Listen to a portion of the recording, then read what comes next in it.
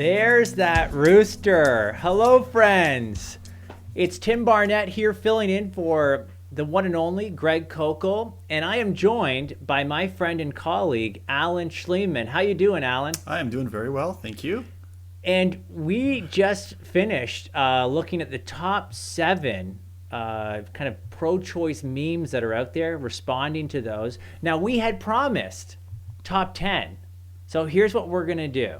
We are going to finish the list. This is going to be some bonus content. Well, we're really delivering on our promises. It's not even bonus, right?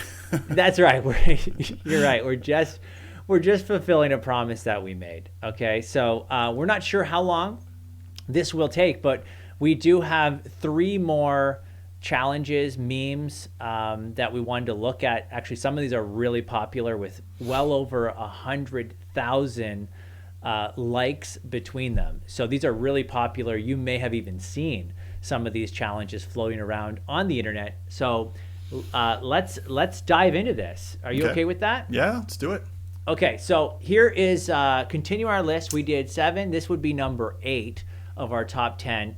This one says, fun Bible fact. Are you ready for a fun Bible fact? I love fun Bible facts. Okay, here it is. It's all caps, by the way. Fun Bible fact. The only time the Bible mentions an abortion is to give you a handy magic potion to perform one. And then it says Numbers 5, verse 11 to 31. And then it says glory, exclamation point. Okay. So there's your Bible fun fact. It is that the Bible, when it actually mentions abortion, it's actually giving you a magical potion to perform one. Right. What do you think of this, Alan?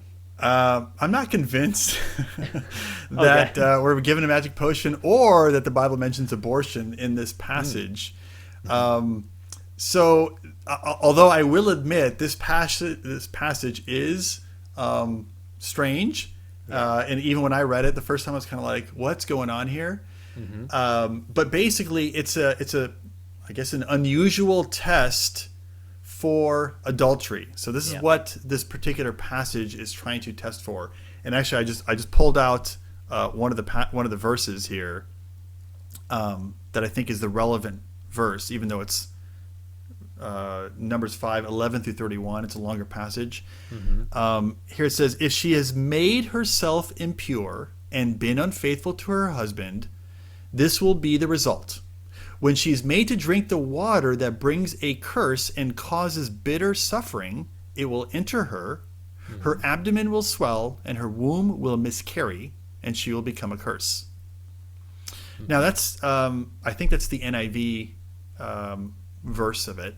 So it looks like it's saying, you give this woman this drink, it'll cause her to miscarry, which is in their interpretation an abortion. And so this is what they think it is. So, okay, again, it is kind of weird. What's going on here is a woman has potentially been unfaithful, and the priest is trying to figure out whether this is the case. But there's a couple of things to understand that I think don't logically follow from what this person believes is being said here. First is this. Even if the punishment is a miscarriage, okay? Even if that's the case, and so even if we're reading this and understanding it the way it sounds, the reason it's occurring is because of God's judgment and not some private decision a woman makes. All right? So in other words, even if it's true that this is a miscarriage, it wouldn't justify abortion on demand, elective abortion, right? Just like when King David sinned with Bathsheba, and God basically decreed that his son or their son would die. God's the one imposing the judgment. It's not David or Bathsheba, killing their child. In other words, that example would not be justification for infanticide. And in the same way, even if it's the case that a child is dying here through miscarriage, it wouldn't then therefore prove that you can have abortion on demand. It would just prove that God's instituted a punishment, okay? And this punishment happens to be the death of this child. However, I think something else is going on. And part of the problem with this passage is that the NIV, I think, translates the passage in a way that I think misleads us. So I've talked about this in a lot of my articles or my STRU course where I talk about never read a Bible verse, and I unpack the different kinds of translations that we have for English translations. The NIV is what we call a dynamic equivalent translation. And what it does is it takes words and from the original Greek and Hebrew and Aramaic and tries to give a thought-for-thought translation. And so sometimes you have to get a more literal type of translation, which is a word-for-word translation, to kind of see what the original word is, and maybe you can kind of discern what's going on here. Okay. Mm-hmm. So when you read the NASB, and now, oh boy, I just lost it. But when you read the NASB, here it is. The NIV says her womb will miscarry, but the NASB renders it her thigh will waste away. Mm-hmm. Now that sounds a lot different than her womb will miscarry. And that's because, again, the NIV translators are taking a guess as to what the thought is and giving it an English version.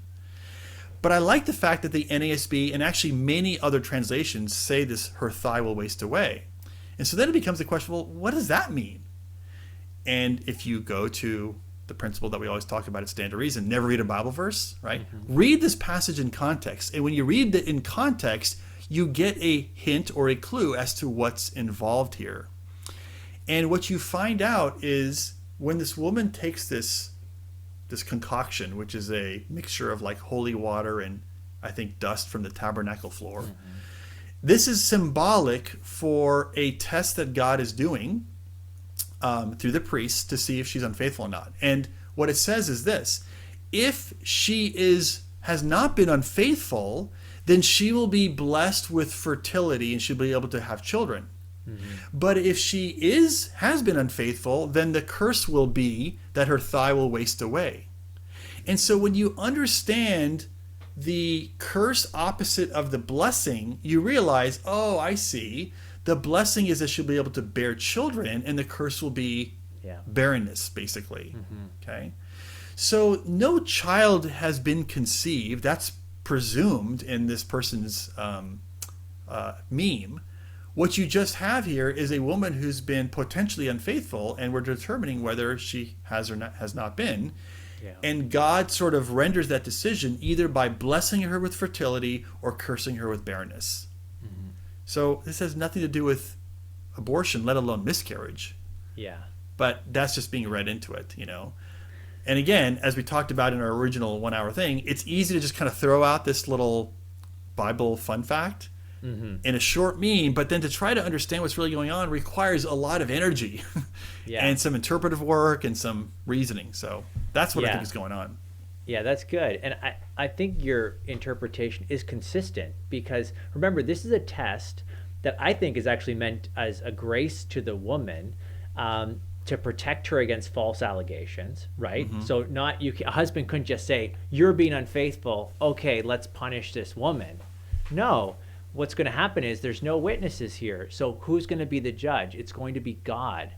Now, what's interesting is the punishment of barrenness makes way more sense because that could apply to any woman who's been unfaithful, right? Mm-hmm. Right. Whereas if miscarriage is really the right interpretation, well, then that would only apply to women who have been unfaithful and conceived and become pregnant, right? What about the woman who was unfaithful but never got pregnant? There would be no punishment there on that view. On that mistaken interpretation, yes. That's right. So to me, with everything you just said, on top of the fact that barrenness makes sense of the punishment, again, this is God who's carrying it out. This is not instructions for abortion, okay? The ink, dust, water mixture was not an abortifacient, right? This is just something that would do nothing if the woman was actually faithful, if these were false allegations. And so it was God who was actually exercising the punishment, which we think is probably barrenness. That seems to be the best interpretation. So good, Alan. That is a hard one, and a lot of people just see Numbers, chapter 5. They go there, not really understanding the Old Testament context or whatever, And then if they read the NIV, of course, that really gives an unclear picture of what's going on. Every other translation that I've seen translates it as you say: this thigh falls away, the belly swells, this kind of thing. And then there's some guesswork on what that even means. You know what I'm saying? Yeah. Maybe it's almost made to look like a fake pregnancy. The barrenness, and then you got this humiliation of the belly swelling. I don't know. There's a lot of speculation. It could be a euphemism as well that was known to the time, and it's just unfamiliar to us. Yeah, that's right. So clearly, this is not a clear Bible fun fact. Okay. And certainly has nothing to do with abortion as we see it today. It has nothing to do with how to perform an abortion. Okay, so this is just... By the way, I just remembered, Tim, I have an article I wrote on this very passage on our website. Okay. And the article's titled, "Did God Ordain Abortion as a Punishment for Infidelity?" Yeah. So if you wanted to get a more detailed, unpacking of that passage and this particular objection, check it out on our website. That would be great. So check actually probably every challenge we've looked at so far in the last podcast and the ones we're looking at in this one. You probably have something related. I mean, you've been writing on pro-life apologetics and answering these kinds of challenges for years, right? Right. And so you probably have something related to each of these challenges on our website if people were just to go there, str.org, and search up abortion. Click. You can actually select the author. So if you were to click Alan Shlemon, you know what Amy writes on this issue too. I have some stuff on it as well. You're going to see great content on there, I think, that responds to a lot of these issues.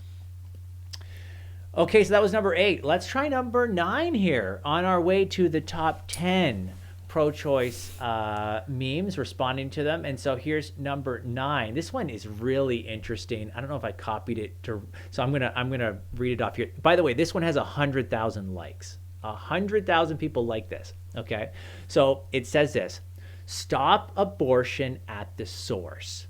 Vasectomies are reversible. Make every young man have one. When he's deemed financially and emotionally fit to be a father, it will be reversed." What's that? Did the idea of regulating a man's body make you uncomfortable? Then mind your own blank business. Okay, we're gonna keep this family friendly. Okay, right. But this got 100,000 likes. So, and I've seen this kind of thing. Actually, there was a TikTok video, which makes almost the same kind of argument. Goes straight for the vasectomies. Says that's the way to stop abortion, and it had almost 5 million views. Wow. Okay, really popular video on TikTok. So how do we respond to this particular challenge? Well, like we talked about in the first hour, a lot of these memes simply presume that the unborn is not a human being, that the only body that's involved is the woman's body, and in this case, you have the same sort of thing. They're trying to draw a parallel between a pregnant woman and a man, and there's no parallel because a man is just one person, whereas a pregnant woman, we would argue, is 2 people, right? Now, they might not agree with that, but notice that's the key question that needs to be answered. What is the unborn? That's the key question that we have to first, kind of address. So this meme just simply assumes the pro-choice view, which is the unborn is not an individual human being. It's just part of the mother's body.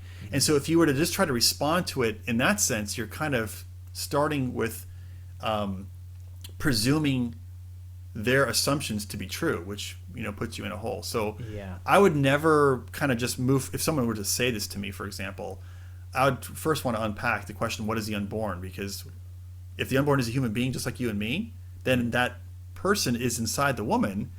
And then it's not just about regulating a man's body, as if we're just trying to regulate just a woman's body. Because I agree, if the unborn is not a human being, then I agree we shouldn't regulate a woman's body. Because that's like, why should we do that? I think we should all be free to operate our own bodies the way we want them, And so, so that's one thing. The other thing is, we actually don't have a problem with regulating people's bodies, because we actually pass laws all the time that regulate people's bodies.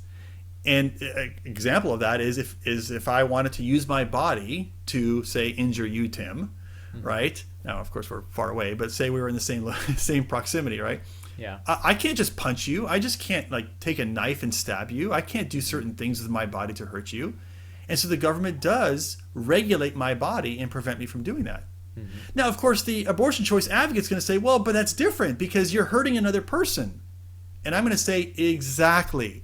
That's precisely what we think is happening in the case of an abortion. Yeah. They'll say, well, but the unborn is not a human being. Oh, okay, so that's the key question. Is it a human being or is it not? We have to first answer that question before we can answer the question whether it's justified to regulate a woman's body.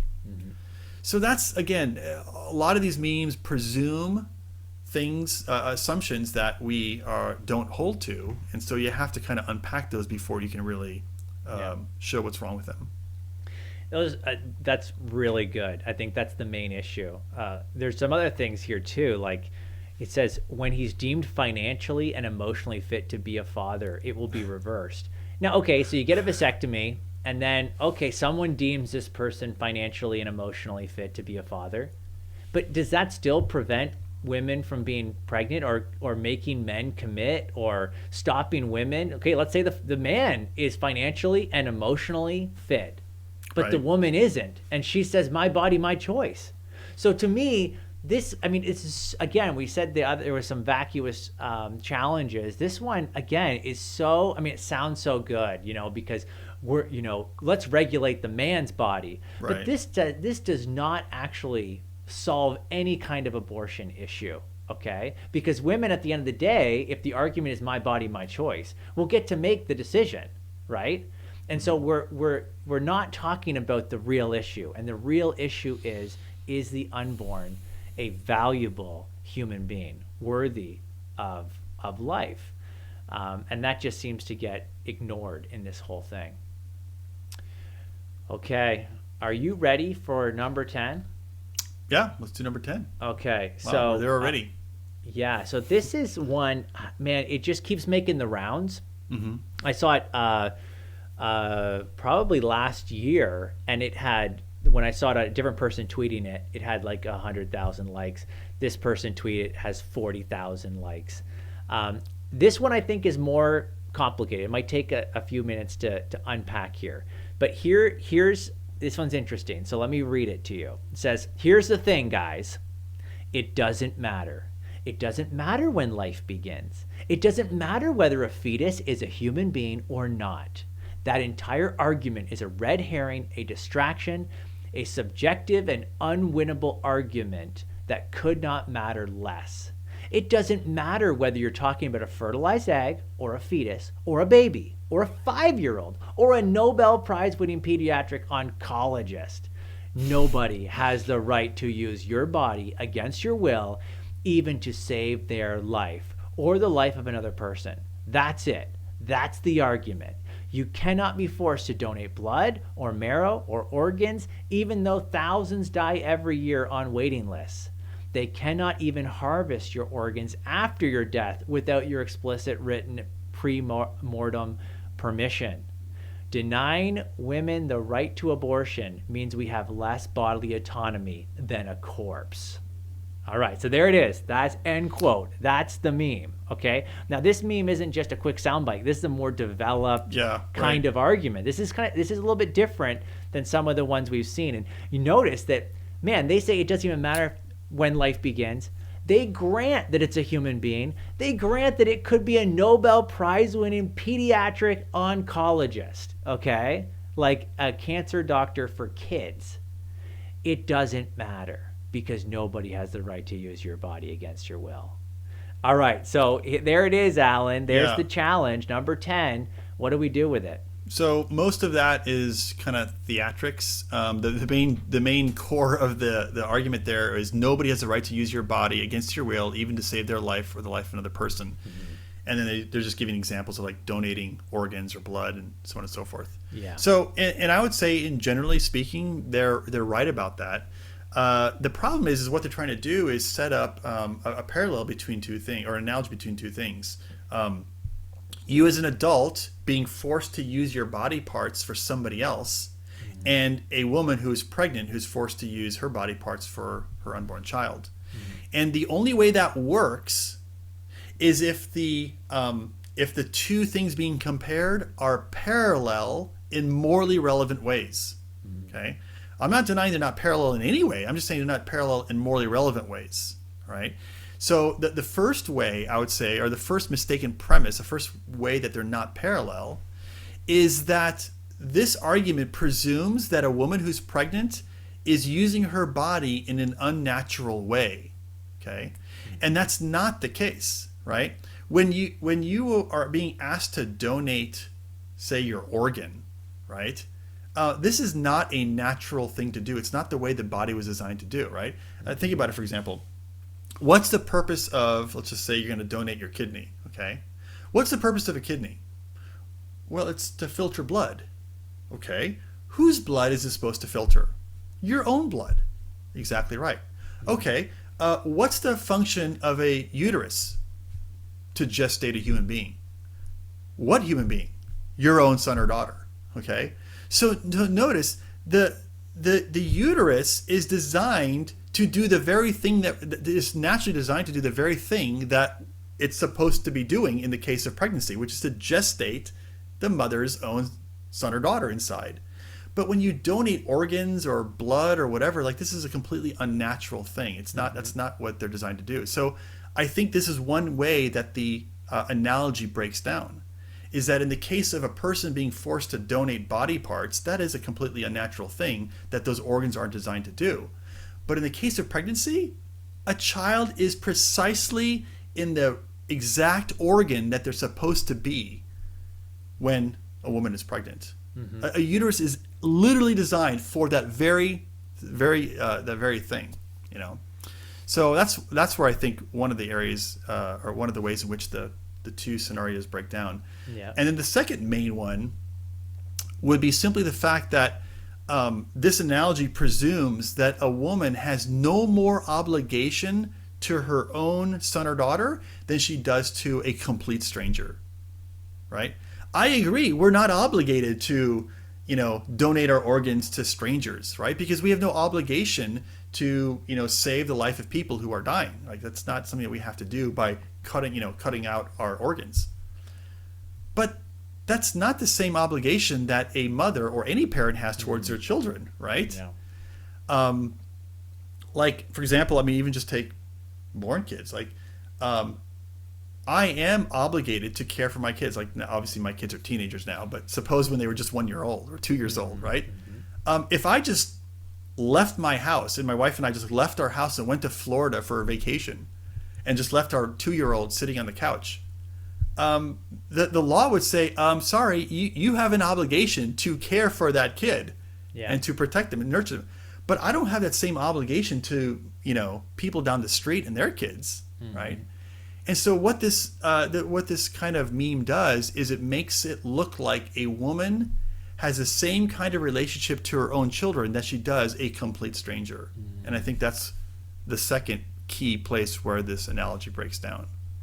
And so since the two scenarios are not parallel in those two relevant ways, the natural use of people's organs and the natural, or I should say the more responsibility that parents have to their kids, I think the analogy doesn't work. That's really helpful. I think when you start to see, in particular, that responsibility kind of objection to this argument, I think most people can see there's a big difference between the obligations that I have as a parent to my 3 girls and the obligation I have to, say, the neighbor kids, So to me, that's really helpful in answering this challenge. But also the unborn is right where it's supposed to be in that resting place, the womb, the uterus. Right. Your organs aren't meant to be in someone else's body. Yeah, that's right. Which is why their body will typically reject your organs, because they're not matched, Yeah. But the unborn, even though it's a different body, fits in the uterus just fine and has no rejection problems.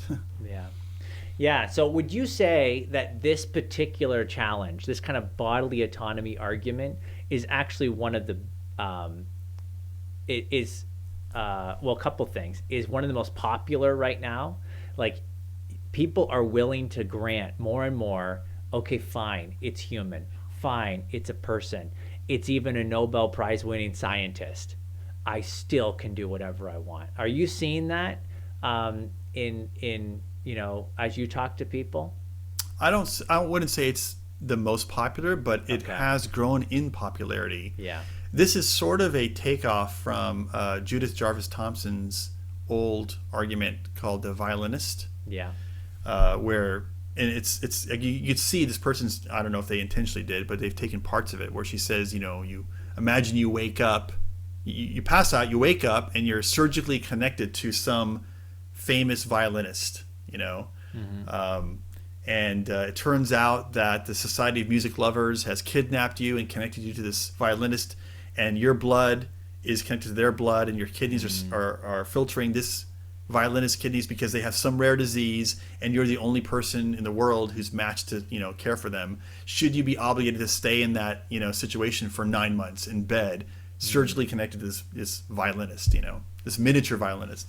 So it sounds like they're kind of playing off that because they sort of make the same sort of references. A Nobel Prize winning pediatric oncologist, right? Yeah. But so her argument was more philosophical, and it was powerful in its day. Yeah. And I think even Greg Koukl shares a story. When he first heard it, he was driving, and I think he pulled over. Yeah. Because he was so taken aback by it. Mm-hmm. Because when you first hear it, you're like, wow, that sounds super compelling. Mm-hmm. But like many things, when you begin to unstring the violinist, that's good. I'm just saying that because that was Greg's article a long time ago. When you start to take apart the, or not take apart, but think through what's being implied, see if there's really an analogous situation between those two scenarios, begin to realize, oh, no, there's actually big problems with this. And it creates a ridiculous sort of scenario where, as I said, it makes, parents in this kind of weird, hostile, stranger situations with their kids, when in reality we're obligated to care for our kids all the time, whether they're in the womb or outside the womb, I think. Yeah.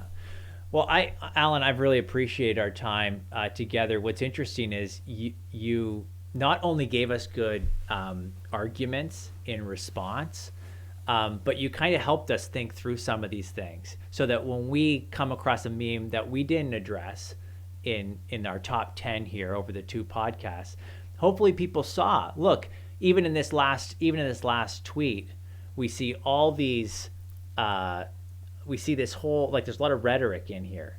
Yeah. And yet here's the main, where's the main argument? Oh, here it is. Nobody has the right to use your body. Okay, there it is. And once I find that argument, I can now assess it. But sometimes you got to peel away the rhetoric, right?